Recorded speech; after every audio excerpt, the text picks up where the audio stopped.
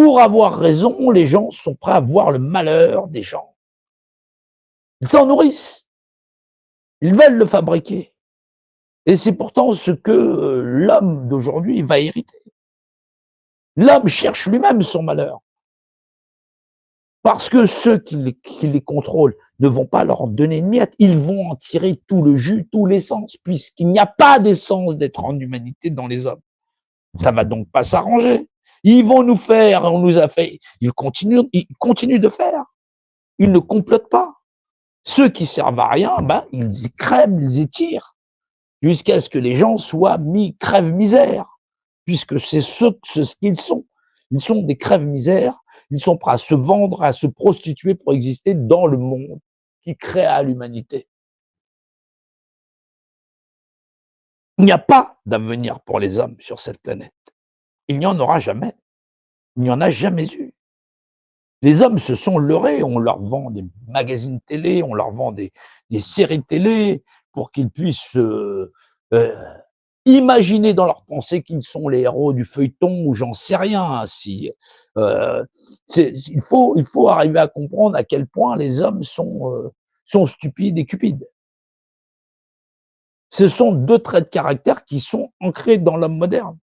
La stupidité et la cupidité. La stupidité parce que l'homme veut foncièrement être ignorant de lui-même, des droits vis-à-vis d'autrui, parce que il est rivaux d'autrui. Moi, je ne suis pas lui. Et donc, je n'ai aucun point commun avec celui-là. Il existe et il a bien des droits. Celui de ne pas te nuire et toi de ne pas penser ainsi. C'est tout ce qu'on peut regarder. L'homme, pour avoir raison, et veut voir disparaître l'autre. Il s'oppose dans la pensée avec non, nous on a raison, eux ils ont tort. Il n'est pas question de tort ou de raison. Quand les Pour avoir raison ou tort, il faut comprendre la raison de notre univers. Il est et nous sommes.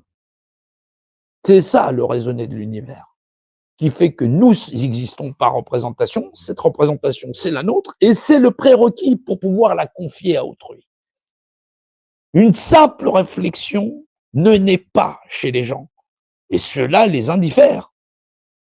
Comment peut-on changer une société qui prétend vouloir améliorer le droit ou le bien humain, lorsque ce bien n'est basé que sur la capacité d'un être humain à se monnayer dans une communauté où chacun veut en tirer son propre profit qui n'est pas celui de son voisin,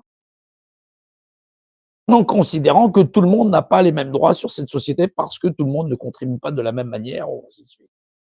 Comme si les espèces n'étaient vouées, les espèces animales ne sont vouées que par but alimentaire. Les vaches donnaient du lait, c'est-à-dire, faut les ensemencer, tirer le veau et puis les traire jusqu'à ce qu'elles en crèvent et ainsi de suite, et que toute la chaîne alimentaire, bah, elle est tout à fait normale, que tout est normalisé.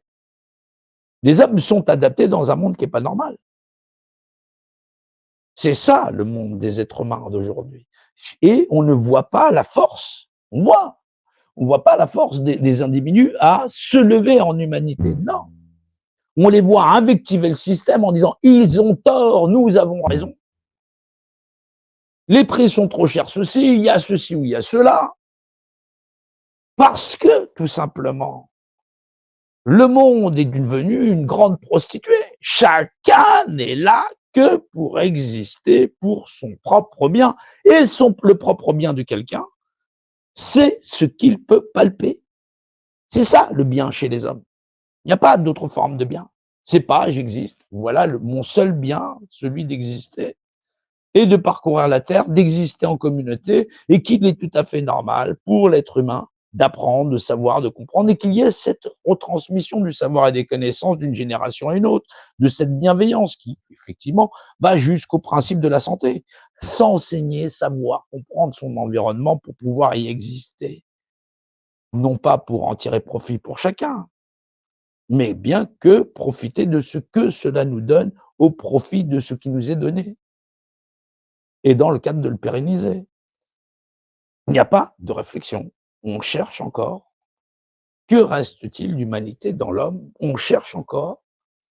On va continuer de chercher, mais à l'évidence, lorsqu'on croise les êtres humains, de leur propre dire. Oui, parce qu'il faut bien dire que certains prétendent à l'être, en toute inhumanité, au point de vouloir avoir raison et de vouloir, sans en prendre conscience, obtenir le malheur d'autrui.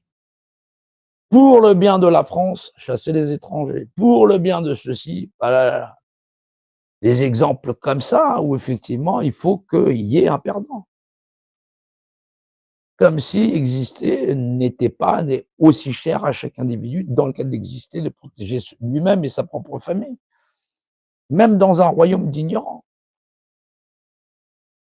Et les gens te disent: «Je sais». C'est le pire du pire.